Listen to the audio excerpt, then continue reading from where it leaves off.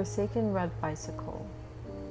Chips paint on the corner of Ludlow and Broome.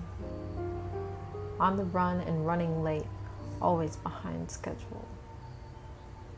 Talking to them, I catch up and then I catch my breath.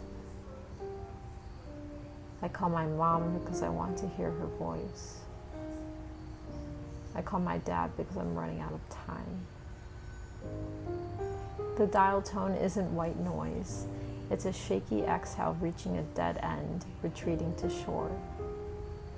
It harbors in dusk until the swell crashes and the scene is too loud for anything but more noise or nothing. I meditate in your voice. I ask about office banter, about the juice of an apple that sticks to your fingertips, about a lingering hug and a rosy love. You're biking home in the wind-third wheels.